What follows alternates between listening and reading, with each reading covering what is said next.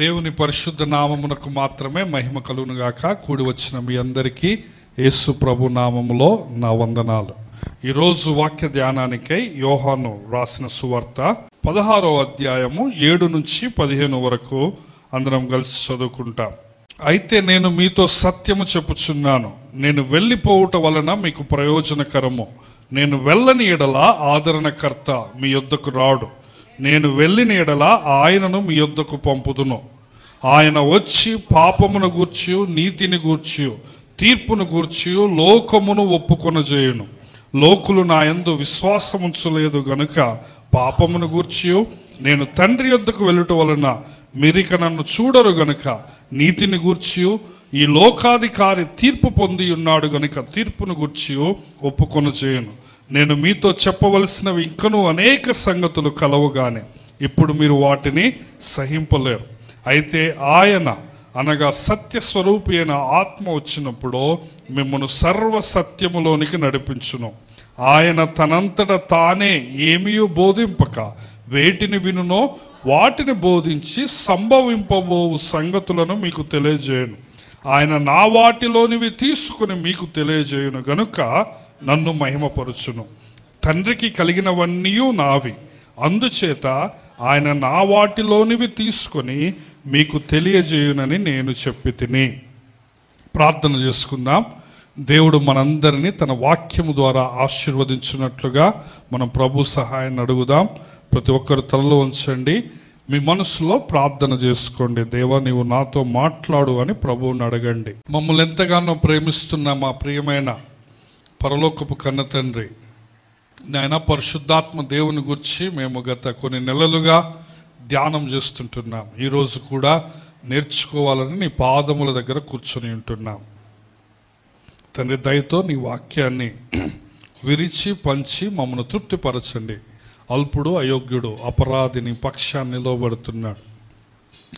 కనికరించు, క్షమించు, నీ రక్తముతో కడుగు, నీ నోటికి బూరగా వాడుకొనమని ప్రార్థిస్తూ తండ్రి, మమ్మల్ని అందరినీ నాయన నీ వాక్యం చేత తృప్తిపరచి నాయన ఆశీర్వదించమని, నీ వెలుగును నాయన నీ జీవపు వెలుగును మాకు దయచేసి మమ్మల్ని దీవించుమని యేసు ప్రభు వారి ఘనమైన నామములో ఈ ప్రార్థన అడిగి వేడుకొనుచుంటున్నాము మా ప్రియా పరమ తండ్రి, ఆమేన్. ప్రభునందు ప్రియమైన దేవుని బిడ్డలారా, మనము గత 2 నెలలుగా పరిశుద్ధాత్మ దేవుని గురించి ధ్యానం చేసుకుంటున్నాం. సో ఈ యొక్క సందేశాలు మీకు అందరికీ ఉపయోగకరంగా ఉన్నాయని నమ్ముతుంటున్నాను. సో అది మీరు అర్థం చేసుకొని వింటే చాలా మంచిది. వాక్యాన్ని నేర్చుకున్న వాళ్ళు అవుతారు. ఒక doctrine of the holy spirit, పరిశుద్ధాత్మ శాస్త్రాన్ని కూడా నేర్చుకున్న వాళ్ళు అవుతారు. పోయిన వారం మనం చాలా ఒక మంచి వర్తమానాన్ని విని ఉంటున్నాం. అది నేను యూట్యూబ్లో కూడా ఒక మంచి టైటిల్తో పెట్టాను. ఆదరణ పుత్రునిగా నిన్ను మార్చే ఆదరణకర్త అని పెట్టాను. ఎవరైనా వినకపోతే దయచేసి మళ్ళొకసారి వినండి. చాలా ఇంపార్టెంట్ వర్తమానం అది మన సంఘానికి కదా. ఆదరణ పుత్రుడు అని మనం ఎవరి గురించి నేర్చుకున్నాము? బర్నబా గురించి నేర్చుకున్నాం. ఎన్ని విషయాలు నేర్చుకున్నాము? 7 విషయాలు. ఏమంటే మొట్టమొదటిది ఏంటది? ఔదార్యము కలిగిన వాడు, సేవకులకు ఏ విధంగా మర్యాద ఇవ్వాలో తెలుసు, మొక్కుబడి చెల్లించటము తెలుసు కదా. దేవునికి ఏమి ఇవ్వాలో, ఎంత ఇవ్వాలో, పరిచర్యకు ఏ విధంగా ఇవ్వాలో తెలుసు. నెంబర్ 1. నెంబర్ 2, ఇతరులను ప్రోత్సహించేవాడు. సౌలును ప్రోత్సహించినట్లుగా, అనేకులను ప్రోత్సహించినట్లుగా మనము చూసాం. 3వది, అందరినీ కలుపుకొని పోయేవాడు అని మనం చూసాం కదా. కులమని లేదు, మతమని లేదు, అందరినీ కలుపుకొని పోయేవాడు కదా. సౌలుని కలుపుకున్నాడు, అంత్యోకయ సంఘములో అక్కడ సంఘాన్ని స్థాపించాడు, వాళ్ళకు గొప్ప బోధలు చేశాడు. తర్వాత అంత్యోకయలో ఉన్న శిష్యులు మొట్టమొదటిగా క్రైస్తవులు అని పిలువబడ్డారు. తర్వాత 4వది, పరిశుద్ధాత్మ పూర్ణుడు, పరిశుద్ధాత్మతోనూ విశ్వాసముతోనూ నిండుకున్నవాడు, అది 4వది.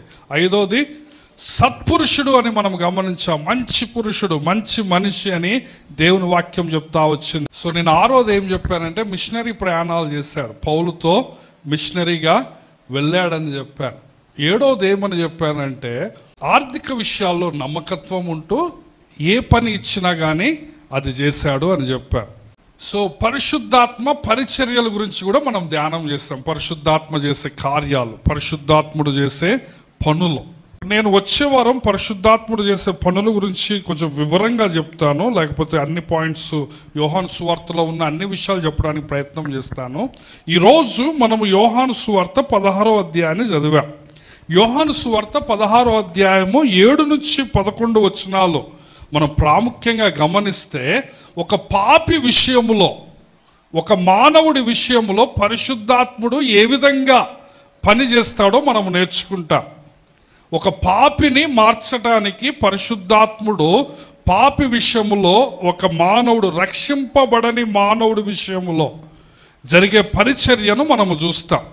హల్లెలూయా. పరిశుద్ధాత్ముడు విశ్వాసులో చాలా పనులు చేస్తాడు. విశ్వాసులో తన పరిచర్య కలిగి ఉంటాడని మనము పోయిన వారాల నుంచి నేర్చుకున్నాం. పరిశుద్ధాత్ముడు విశ్వాసికి ఆదరణకర్తగా ఉంటాడని, సహాయకరంగా ఉంటాడని, బోధిస్తాడని, జ్ఞాపకం చేస్తాడని, నడిపిస్తాడని, విశ్వాసిలో ఉంటాడని, విశ్వాసితో ఉంటాడని మనము నేర్చుకున్నాం. ఒక విశ్వాసి హృదయంలో ఉంటాడు, ఇండ్వెల్లింగ్గా కదా, విశ్వాసి లోపల నివసిస్తాడు. మీ శరీరము పరిశుద్ధాత్మకు ఆలయం. సో విశ్వాసులో చాలా రకాలుగా పరిశుద్ధాత్ముని పరిచర్య ఉంటుంది. ఒక పాపి విషయంలో కూడా పరిశుద్ధాత్ముని పరిచర్య ఉంటుంది కదా. నిజానికి మనము యేసు ప్రభువును నమ్ముకోవాలంటేనే పరిశుద్ధాత్మ సహాయం కావాలి. దేవుని ఆత్మ సహాయం లేకపోతే నువ్వు యేసయ్యను ప్రభువుగా గుర్తించలేవు. యేసయ్యను నిజమైన దేవుడిగా గుర్తించాలంటే నీకు ఎవరి సహాయం కావాలా? పరిశుద్ధాత్మ. సో పరిశుద్ధాత్ముడు ఒక పాపిని ఏం చేస్తాడో చూడండి. 7వ వచనం నుంచి నేను చదువుతున్నాను. యోహాను సువార్త 16వ అధ్యాయం 7. అయితే నేను మీతో సత్యము చెప్పుచున్నాను, నేను వెళ్ళిపోవుట వలన మీకు ప్రయోజనకరము. నేను వెళ్ళని ఎడల ఆదరణకర్త మీ యొద్దకు రాడు, నేను వెళ్ళని ఎడల ఆయనను మీ యొద్దకు పంపుదును అంటున్నాడు. సో యేసు ప్రభు వారు స్పష్టంగా ఈ యొక్క మేడగది ఉపన్యాసములో, మేడగది సందేశములో, నేను మీకు ఇంతకుముందే చెప్పాను 14వ అధ్యాయం ప్రారంభములో యేసు ప్రభు వారు ఆ గురువారం రాత్రి చేసిన ప్రసంగం ఇది. కొన్ని గంటల్లో యేసయ్య సిలువనెక్కిపోతున్నాడు. ఆయన తన శిష్యుల్ని ప్రేమించాడు. 13వ అధ్యాయంలో శిష్యుల పాదాలు కడిగాడు. ఆ యొక్క అపవాదికి సాదృశ్యంగా ఉన్న యూదా ఇస్కరియోతును బయటికి పంపివేశాడు. బయటికి పంపివేసి యేసయ్య మరణానికి కొన్ని గంటల ముందే ఈ 14, 15, 16 అధ్యాయాల్లో ఈ యొక్క మేడగది ప్రసంగం మనం చూస్తాం. చాలా ప్రాముఖ్యమైన గడియల్లో యేసు ప్రభు వారు ఆ శిష్యులకు ఈ వీడ్కోలు ప్రసంగం ఇస్తున్నాడు. ఆ యొక్క ప్రసంగం స్టార్టింగ్లోనే మీ హృదయాలను కలవరపడనీయకుడి, నేను వెళ్ళుచున్నాను, మీరు భయపడొద్దు, ఆందోళన పడవద్దు అని చెప్తూ వాళ్ళను ఓదారుస్తున్నాడు. నేను కొన్ని గంటలే మీతో ఉంటాను అని చెప్తా ఉంటున్నాడు.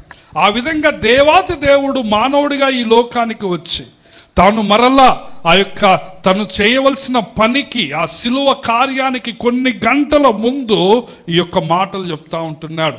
చెప్తూ వాళ్ళని ఓదారుస్తూ ఏమంటున్నాడు అంటే 7వ వచనంలో, నేను మీకు నిజం చెప్తున్నా అంటున్నాడు. నేను మీకు సత్యం చెప్తున్నా, నిజం చెప్తున్నా. ఏంటదంటే నేను పోవటం మీకు ప్రయోజనకరం. నేను వెళ్తున్నా అని చెప్తుంటే మీరు ఏడుస్తున్నారు, మీరు వెళ్ళొద్దు అంటున్నారు. కానీ నేను వెళ్తే ఏంటి మీకు యూస్ఫుల్, అది మీకు చాలా యూజ్ ఉంటుంది. నేను మీతో ఎప్పుడు ఉండాలని మీరు కోరుకుంటున్నారు. నేను మీ ప్రభువుని, మీ దేవుణ్ణి. కానీ నేను ఒక పని కోసం వచ్చాను. ఆ పని ఏంటంటే నేను కలువరి శిలువపై మరణించాలి, మానవాళి రక్షణ కోసం నేను శిలువపై మరణించాలి. నేను తిరిగి లేస్తాను, నేను వెళ్ళిపోతాను. కానీ నేను వెళ్ళిపోవటం ఏంటి మీకు ప్రయోజనకరం, మీకు అది మంచిది. మీరు ఏడవద్దు, బాధపడొద్దు, అది మీకు మంచిది. ఎందుకంటే నేను వెళ్ళని ఎడల ఆదరణకర్త మీ యొద్దకు రాడు, నేను వెళ్ళిన ఎడల ఆయనను మీ యొద్దకు పంపుతాడు. సో పరిశుద్ధాత్ముడు నేను వెళ్తేనే వస్తాడు అని చెప్తాడు. ఇది ఎక్స్ప్లెయిన్ చేయాలంటే ఇది PhD లెవెల్ సబ్జెక్టు, మీకు అర్థం కాదు కదా. ఎందుకు యేసయ్య వెళ్తేనే పరిశుద్ధాత్ముడు వస్తాడు, యేసయ్య ఉన్నప్పుడు రావచ్చు కదా, యేసయ్య పరిశుద్ధాత్ముడు ఇద్దరు ఉండొచ్చు కదా అంటే చాలా పెద్ద డాక్ట్రిన్ అది. కదా, అందరికి అర్థం కాదు. అందుకే యేసుప్రభు కూడా ఏమంటాడు చూడండి, 12వ వచనం చూడండి, నేను మీతో చెప్పవలసినవి ఇంకనూ అనేక సంగతులు గలవు కానీ ఇప్పుడు మీరు వాటిని ఇవన్నీ ఎక్స్ప్లెయిన్ చేయాలంటే మీకు అవన్నీ అర్థం కావురా అంటున్నాడు యేసయ్య. వింటున్నారా? ఇట్లాంటివి ఇవన్నీ ఇంకా మీకు ఏదో ఇంపార్టెంట్ అని చెప్తున్నాను. కొన్ని గంటలే ఉన్నాయి, ఇంకా చాలా విషయాలు చెప్పాలి కానీ అవన్నీ మీకు అర్థం కావు. మీరు వాటిని సహించలేరు, అవన్నీ మీరు అర్థం చేసుకోలేరు. కాబట్టి ఆయన ఏమంటున్నాడంటే, నేను వెళ్ళటము మీకు ప్రయోజనకరం, నేను వెళ్తేనే పరిశుద్ధాత్ముడు వస్తాడు. ఆ విధంగా యేసయ్య మరణిస్తాడు కొన్ని గంటలకు. శిలువ మీద ఆయన మానవాళి పాపాల కోసము ఆయన క్రయధనము చెల్లించి రక్తాన్ని కార్చి మానవుల రక్షణ కోసం మరణించి సమాధి చేయబడి ఆదివారం రోజున తిరిగి లేస్తాడు. 40 రోజులు శిష్యులకు కనబడతాడు. ఆయన వెళ్ళిన 10 రోజులకు ఎవరు వస్తారు చెప్పండి? పెంతెకొస్తు పండుగ రోజున పరిశుద్ధాత్ముడు ఎల్లప్పుడూ విశ్వాసులతో ఉండటానికి, విశ్వాసులలో ఉండటానికి ఆయన దిగి వస్తాడు. అప్పుడు చరిత్ర మారిపోతుంది, భూమి తలకిందులవుతుంది, అద్భుతాలు జరిగిపోతాయి. ప్రతిరోజు వేల కొలది ఆత్మలు చేర్చబడతారు. సో యేసయ్య ఏమంటారంటే, నేను వెళ్ళటం మీకు ప్రయోజనకరం, మీరు బాధపడవద్దు, కృంగిపోవద్దు, కలవరపడవద్దు అని యేసయ్య ఓదార్ ప్రసంగంలో చెప్తూ 7వ వచనం నుంచి పరిశుద్ధాత్మ ఒక పాపి విషయంలో ఏ పని చేస్తాడో మనం చూస్తాం కదా. 8వ వచనం, ఆయన వచ్చి పాపమును గూర్చి నీతిని గూర్చి తీర్పును గూర్చి లోకమును ఒప్పుకొనొచ్చే.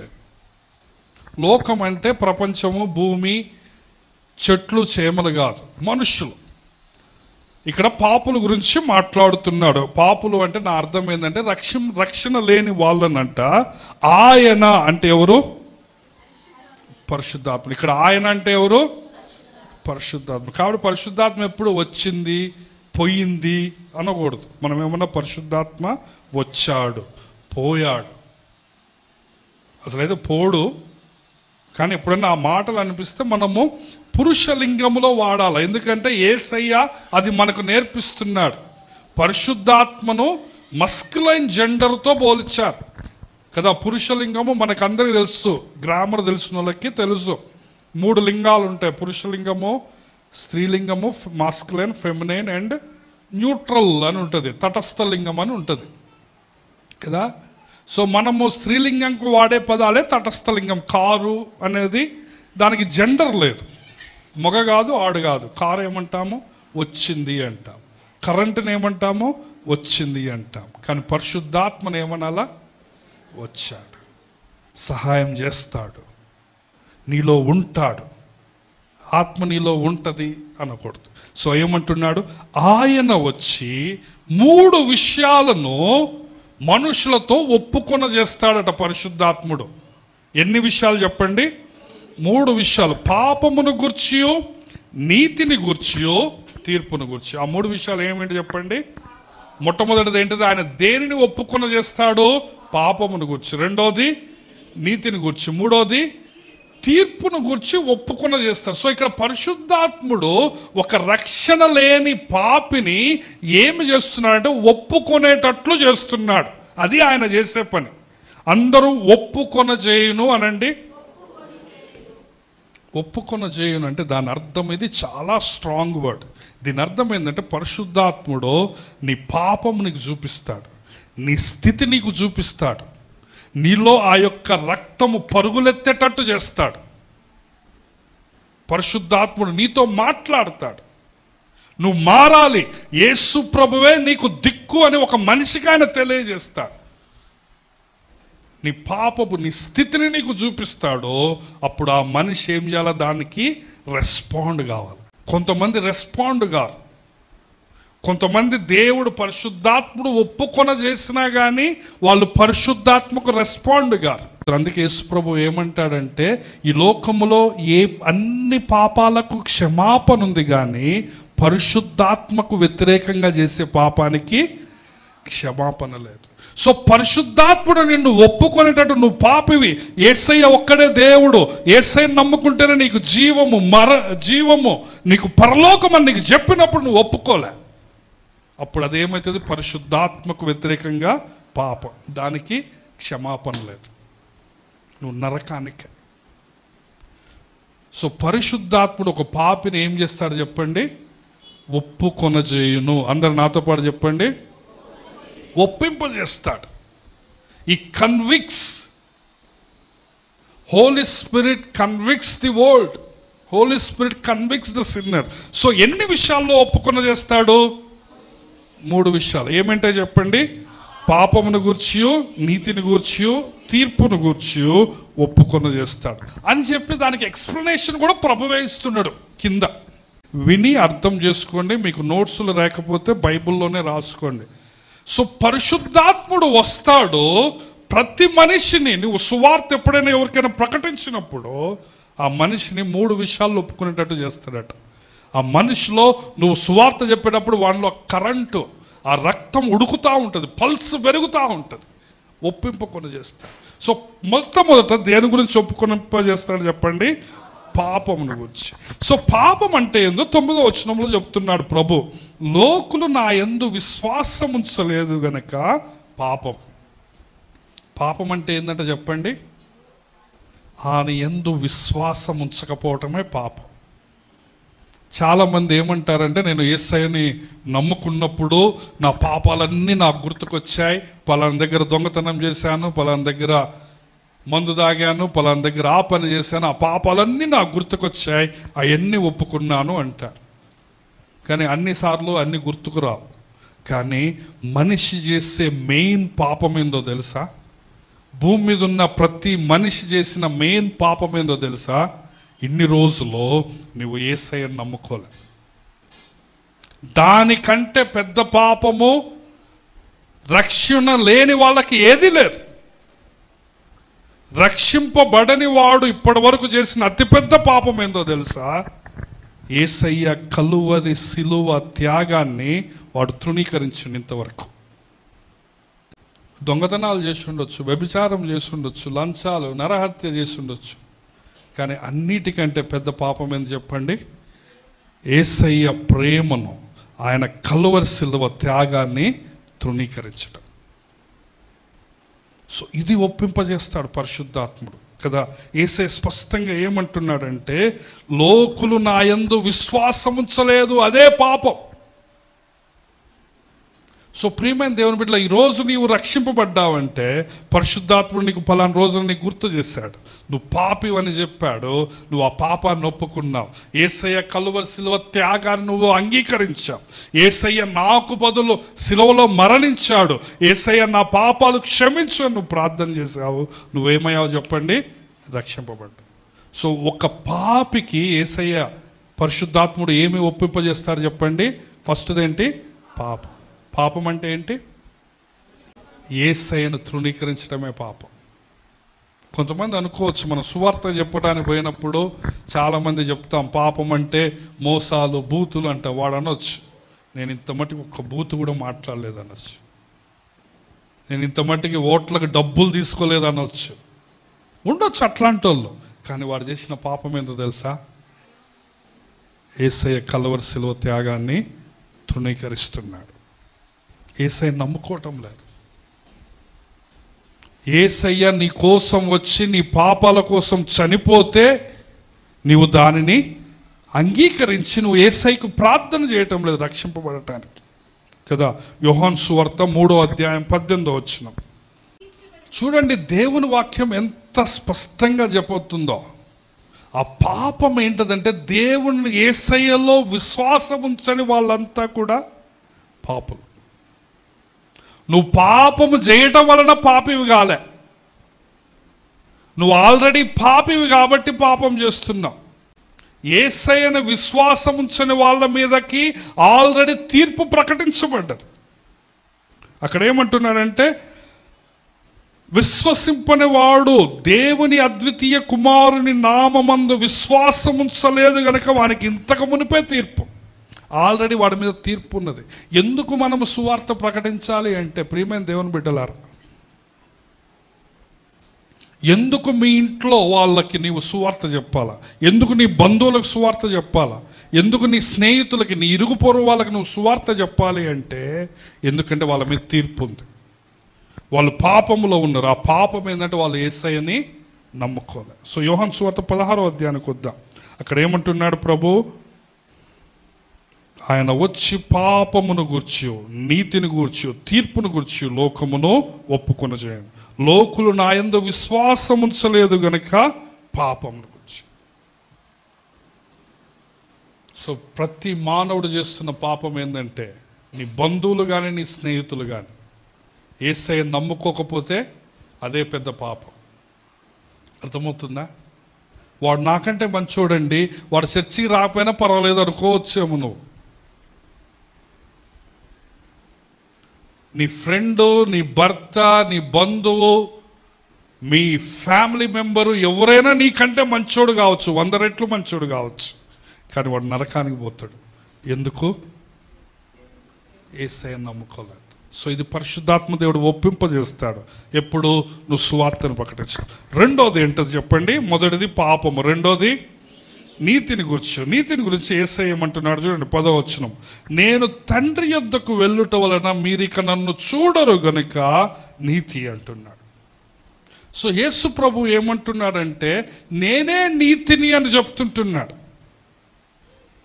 నేనే నీతిని, నేను తండ్రి దగ్గరికి వెళ్తున్నాను, ఇక మీరు నన్ను చూడరు, కానీ మీరు విశ్వాసముతో యేసు ప్రభువే నీతి అని నమ్మాల కదా. రోమీలకు రాసిన పత్రిక మనం అంతా చదివితే మనకు 3 విషయాలు అర్థమవుతాయి.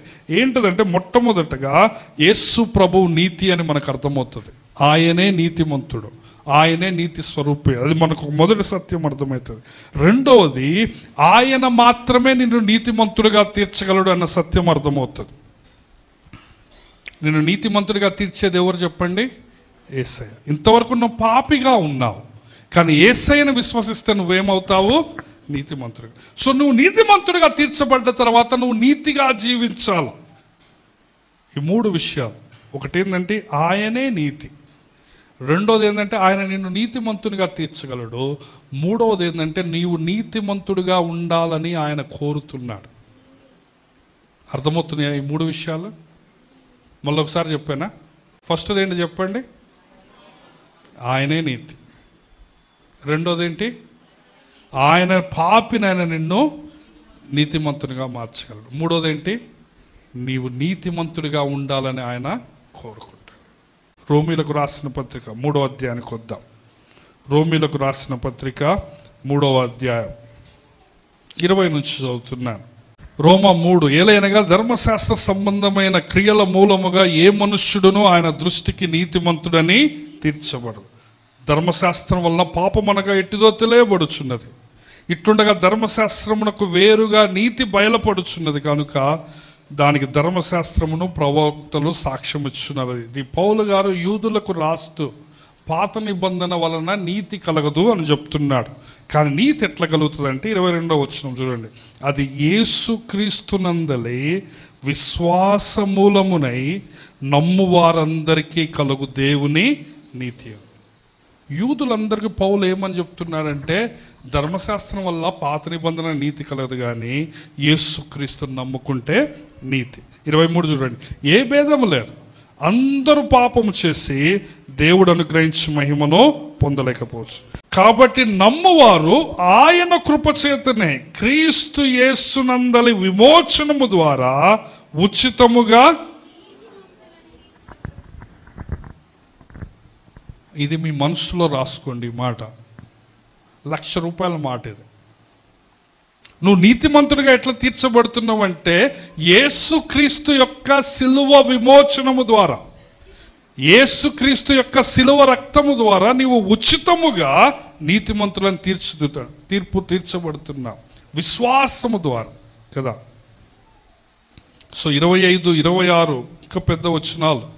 పూర్వము చేయబడిన పాపములను దేవుడు తన ఓరిమి వలన ఉపేక్షించినందున ఆయన తన నీతిని కనుపరచవలనని క్రీస్తు యేసు రక్తమునందలి విశ్వాసము ద్వారా ఆయనను కరుణాధారముగా బయలుపరచు.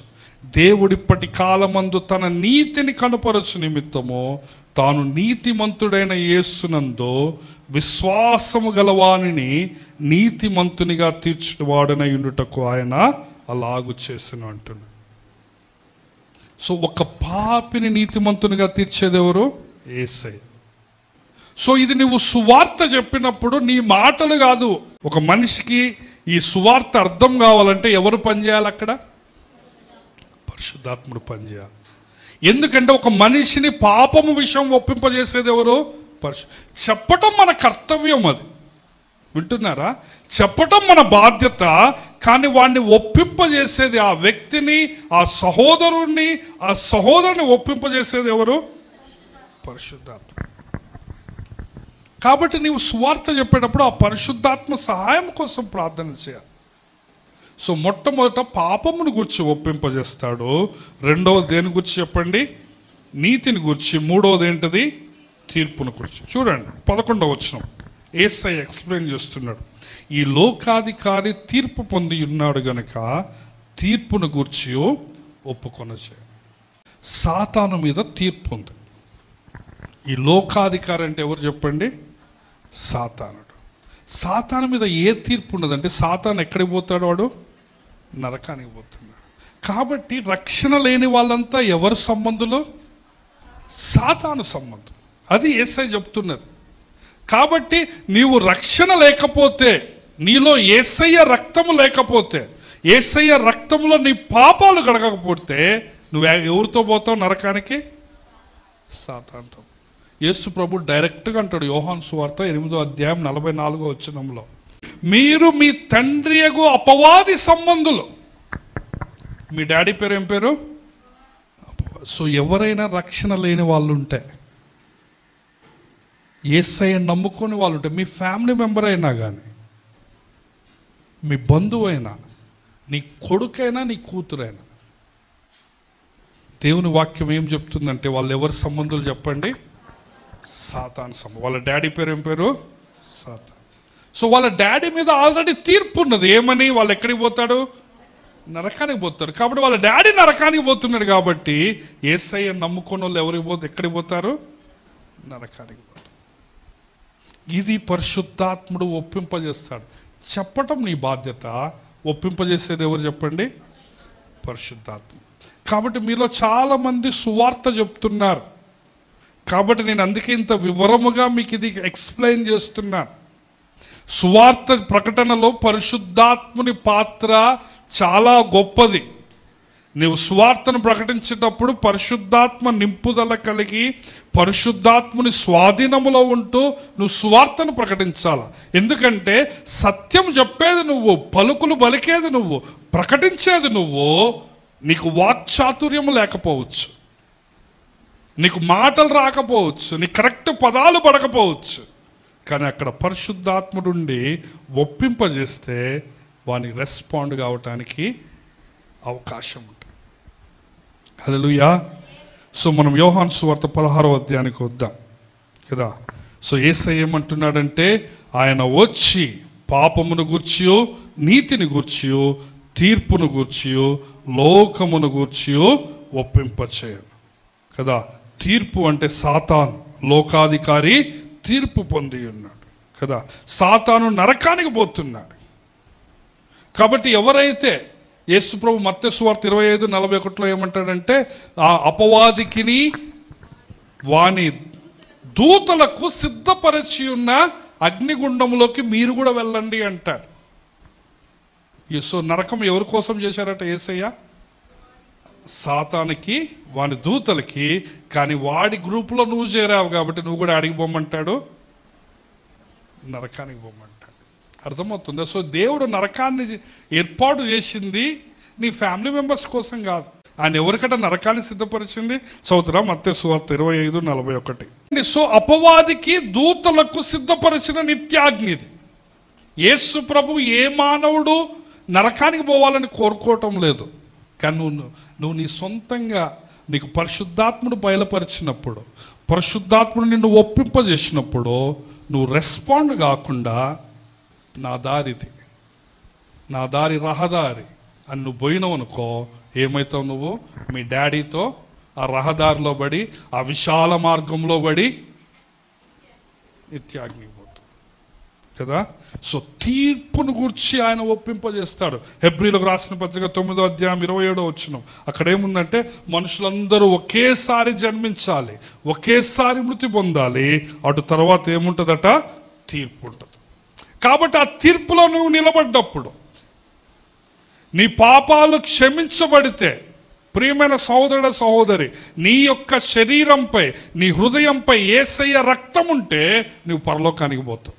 నువ్వు మరణించిన తర్వాత, నువ్వు చిన్న పిల్లోడివైనా పర్వాలేదు, నీకు ఈ సువార్త అర్థమైతే, నువ్వు యేసయ్యలో నీ పాపాలు కడుక్కుంటే నువ్వు ఎక్కడికి పోతావు? పరలోకానికి వెళ్తావు. ముందు లైన్లో కూర్చున్నోళ్ళు, ఇటువైపు ముందు లైన్లో కూర్చున్నోళ్ళు, మీరు రక్షింపబడటానికి మీకు దేవుడు అవకాశం ఇస్తున్నాడు. యేసయ్య రక్తంలో మీరు మీ పాపాలు కడుక్కోండి.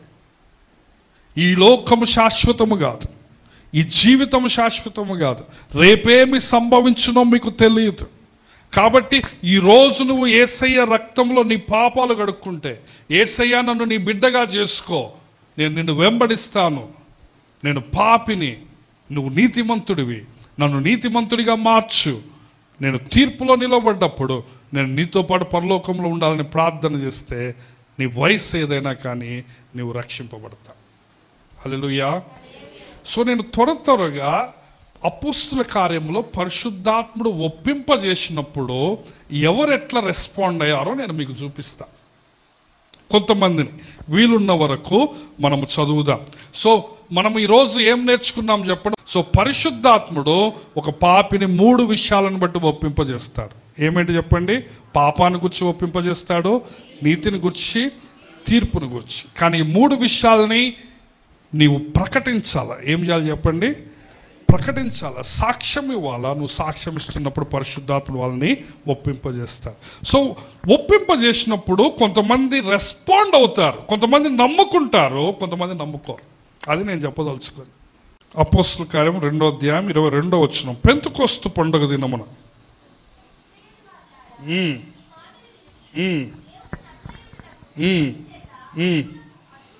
సో పెంతెకొస్తు పండుగ దినమున పరిశుద్ధాత్ముడు వచ్చినప్పుడు పరిశుద్ధాత్ముడు వాళ్ళని ఒప్పింపజేస్తూ ఉన్నాడు కదా. ఆ యొక్క సువార్తను పేతురు ప్రకటిస్తూ యేసు ప్రభు గురించి చెప్తున్నాడు కదా. 22, 23 వచనంలో ఆయన యేసయ్య గురించి చెప్పినప్పుడు, యేసయ్య సిలువ గురించి, పునరుద్ధానం గురించి, యేసయ్య జీవితం గురించి ఆయన సువార్త చెప్పినప్పుడు, మనం 3 సర్కిల్ గాస్పుల్ అని సువార్త చెప్తాం కదా. ఆ 3 సర్కిల్ గాస్పుల్లో ఉన్న ఎలిమెంట్స్ అన్నీ కూడా ఈ 2వ అధ్యాయంలో ఉంటాయి. వాళ్ళు ఏం చేస్తున్నారు చూడండి, 37వ వచనం, వారు ఈ మాట విని హృదయములో నొచ్చుకొని, కింద ఏమున్నదంటే పొడవబడ్డారు. ఇది ఒప్పింపజేయటం.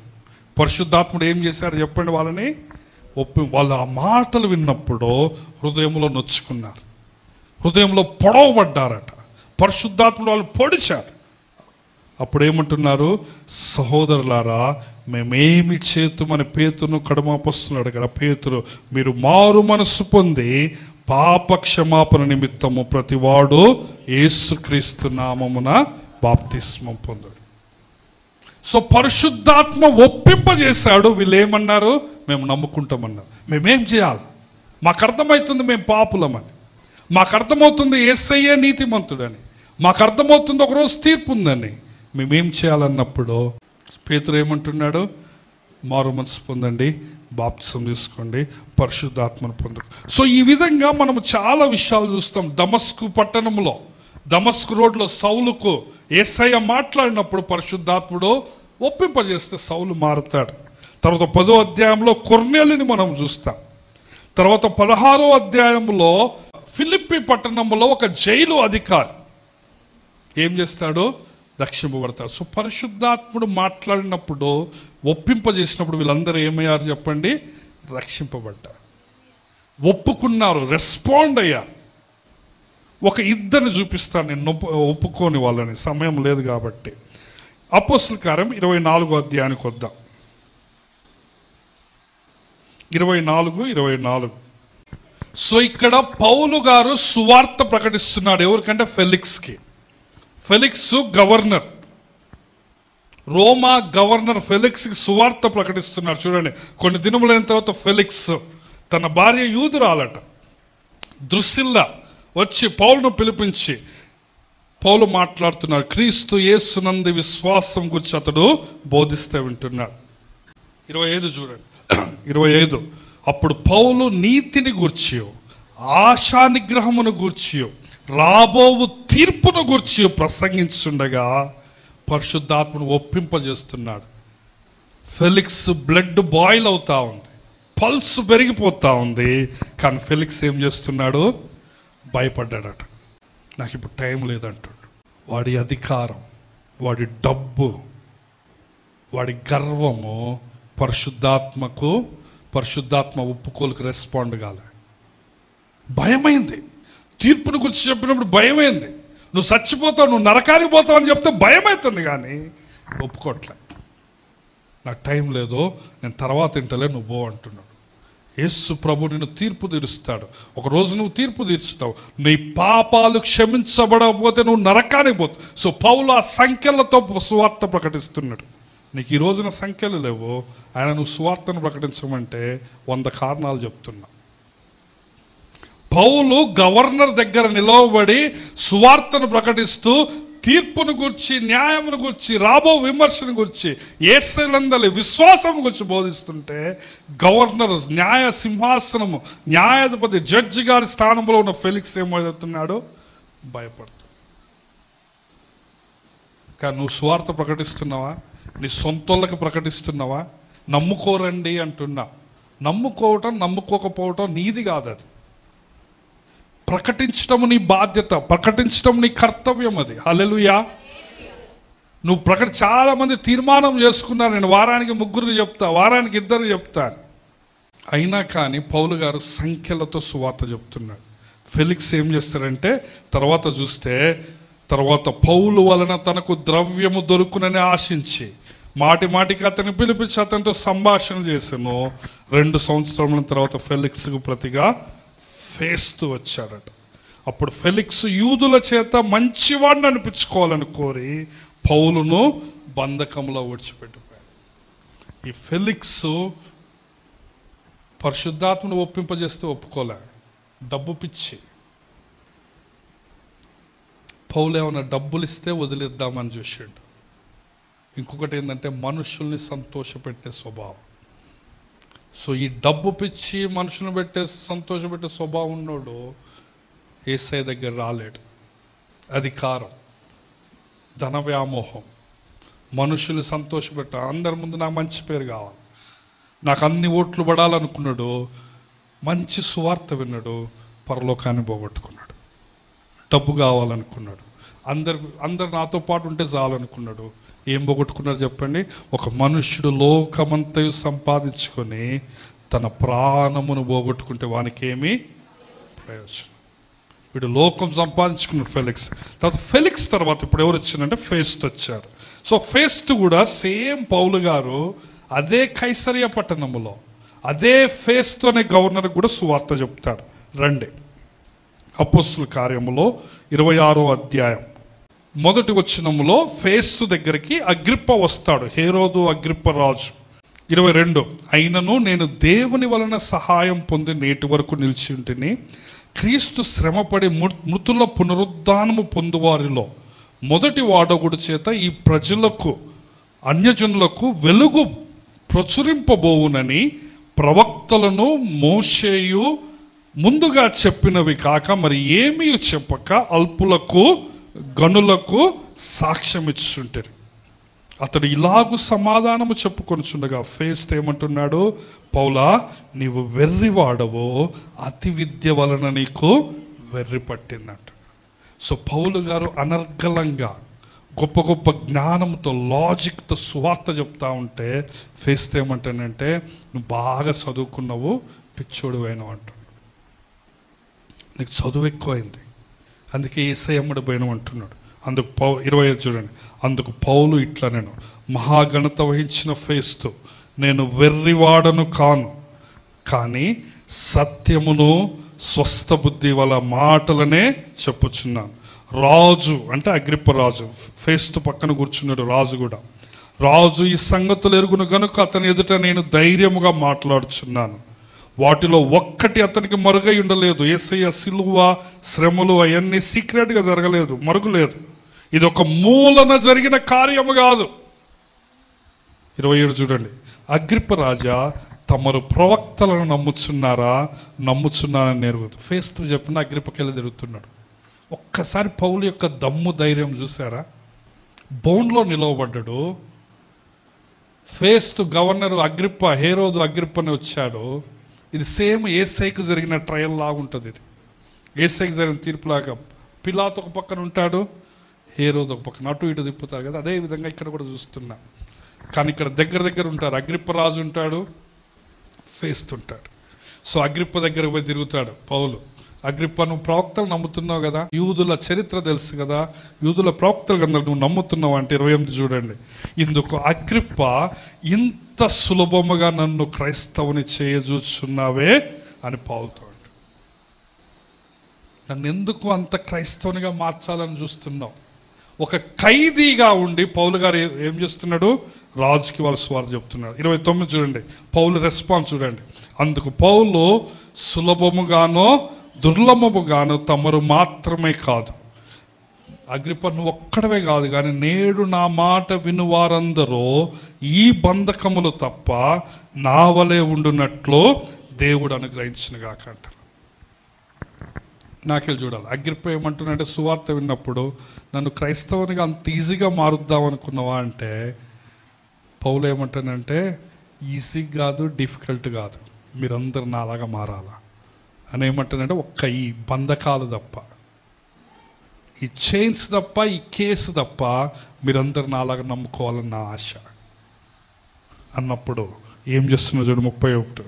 అంతటా రాజును అధిపతి ఫేస్తును భార్య బెర్నికేయు వారితో కూడా కూర్చుండిన వారు లేచి అవతలకు పోతున్నారు. పరిశుద్ధాత్ముడు నీతో మాట్లాడినప్పుడు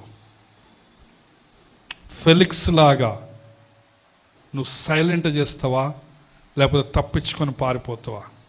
ఈ ఫేస్త్ ఏం చేస్తున్నాడంటే లేచి అవతలకు పోతున్నాడు. ఇక నా వల్ల కాదు.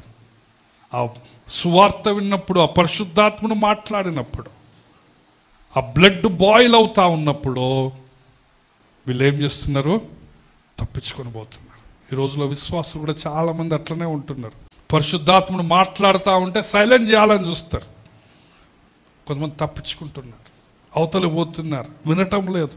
వింటే ఆడ మారాల్సి వస్తుందో అని, వింటే ఆడ నా వ్యసనాలు వదిలిపెట్టుకోవాలని.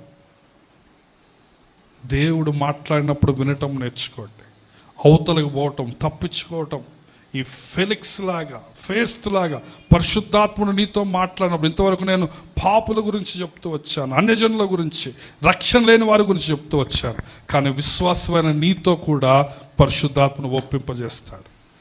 పాపంను గురించి, నీతిని గురించి, తీర్పును గురించి పాపి వలె కాదు కానీ పరిశుద్ధత గురించి దేవుడు నిన్ను ఒప్పింపజేస్తాడు. నీవు సరి చేసుకోవాల్సినవి నీవు దేవుడు నిన్ను ఒప్పింపజేస్తాడు. కానీ నువ్వు దాన్ని ఒప్పుకుని నువ్వు మార్చుకుంటే నీకు ఆశీర్వాదం. నువ్వు అదే మొండికేసి నేను మారనని నువ్వు కూర్చుంటే, నీ గర్వం నీకు అడ్డుపడితే నష్టం ఎవరికి? నష్టం ఫెలిక్స్కా, పౌలుకా? నష్టం ఫేస్ట్కా, పౌలుకా?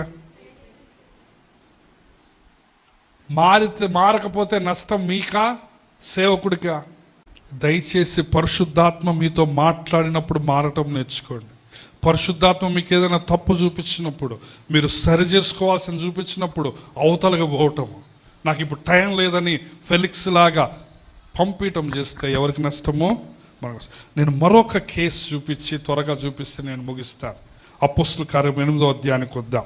ఒక మనిషి పరిశుద్ధాత్మ ఒప్పింపజేసినప్పుడు ఆ సువార్తికుడు, ఆ మనిషి ఏ విధంగా రెస్పాండ్ అయ్యారో చూద్దాం. 25 నుంచి చదువుతున్నాను. ఇక్కడ ఫిలిప్ గురించి రాయబడ్డది. ఫిలిప్ అనే సువార్తికుడు. 8వ అధ్యాయం 1వ వచనంలో వాళ్ళు శ్రమను బట్టి చెదిరిపోయారు. సమరయ దేశంలో ఫిలిప్పు సువార్త ప్రకటిస్తున్నాడు.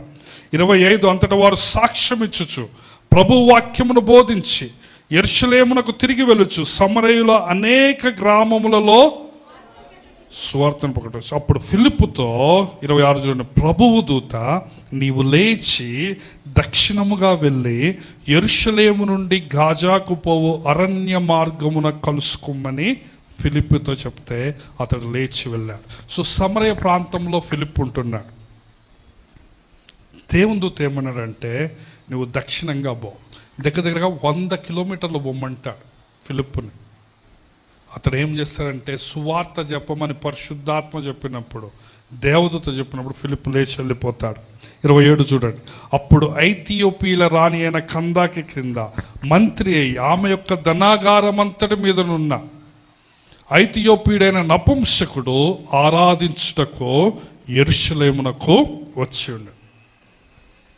ఒక ఇథియోపియన్, ఒక ఆఫ్రికా దేశస్థుడు కొన్ని 100 కిలోమీటర్లు ప్రయాణించి యూదా మతాన్ని నమ్ముకొని, పాత నిబంధనలో యూదా మతాన్ని, యెహోవా దేవుణ్ణి అంగీకరించి యూదా మతంలోకి కన్వర్ట్ అయి యెరూషలేము మందిరానికి వచ్చాడు. నిజమైన దేవుడు ఎవరో తెలుసుకోవాలనే ఆ పరిశోధనతో యూదా మతాన్ని అవలంబించాడు. యెరూషలేముకి వచ్చాడు. వాళ్ళు లోపలికి రానిచ్చారో లేదో తెలియదు, ఎందుకంటే యూదులు మహానిష్టగల వాళ్ళు. వీడు నపుంసకుడు.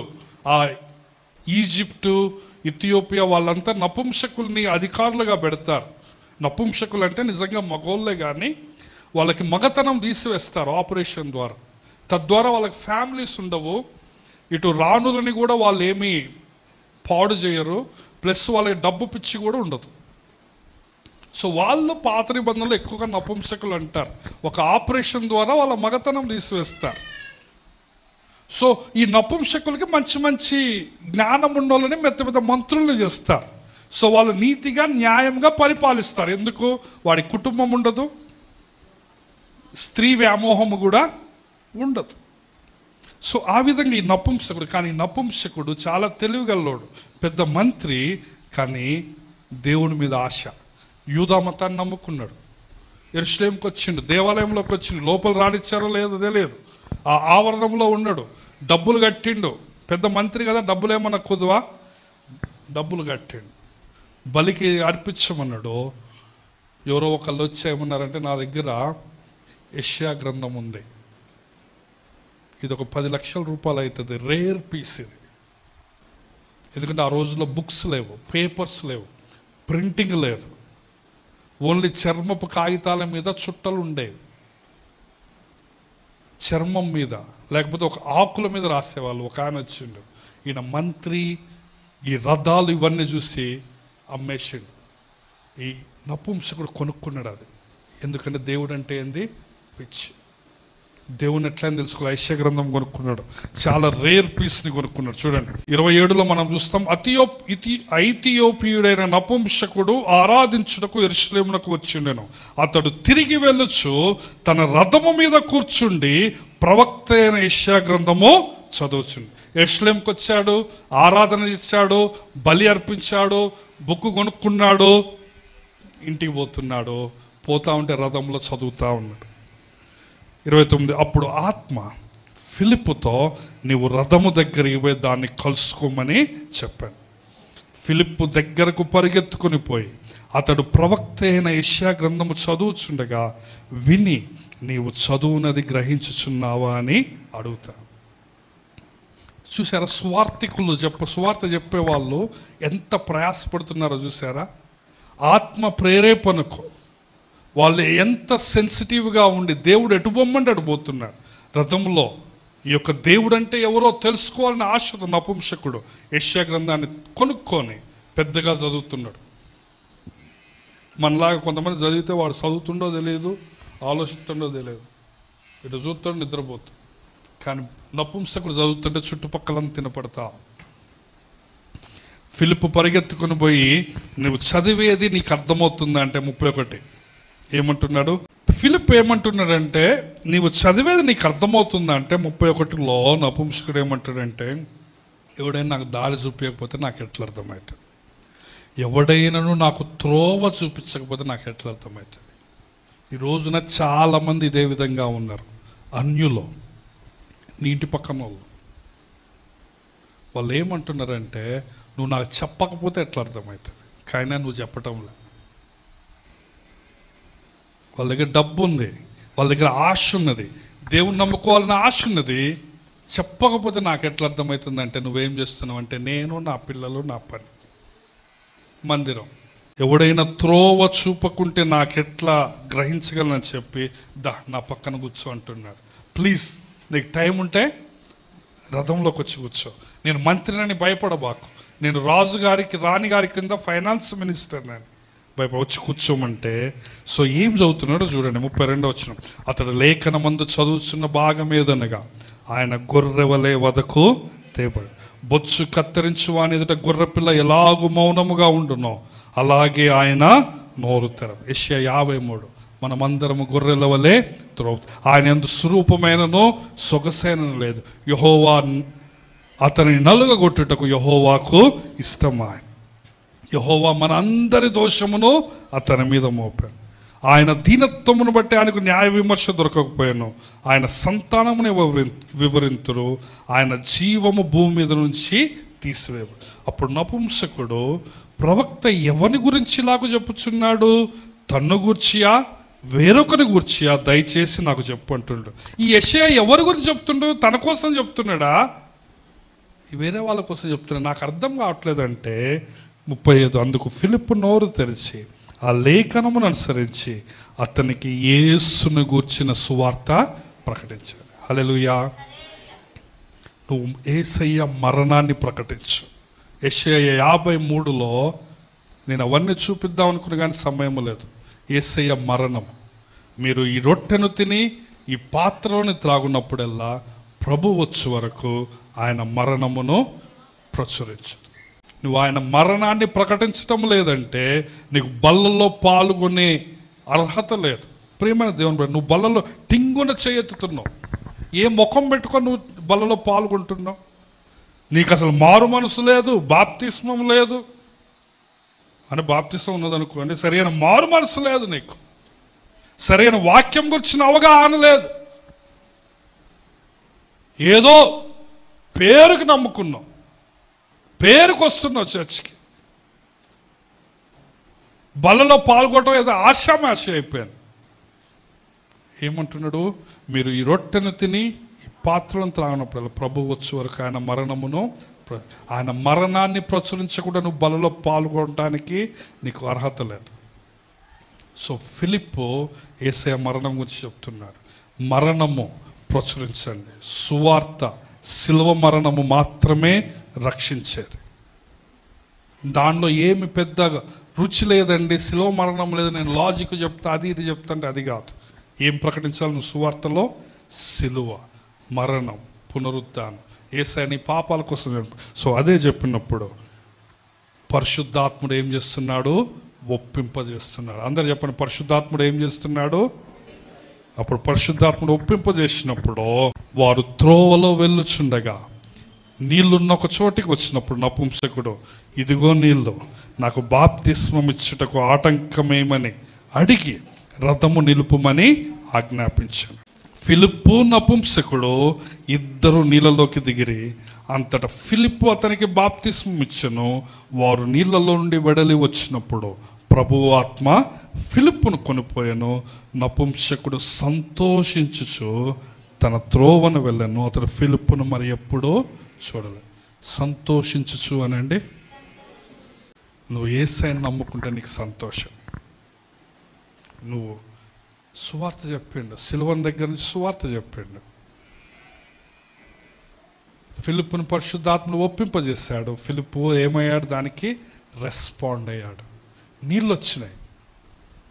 బాప్తిస్మానికి నాకేమన్నా ఆటంకం ఉందా? నేను నపుంసకుని నేను తీసుకోవచ్చా అన్నాడు. ఇయాలే నమ్ముకున్నా నాకేమైనా ఆటంకం ఉన్నదంటే ఫిలిప్ ఏమన్నాడు?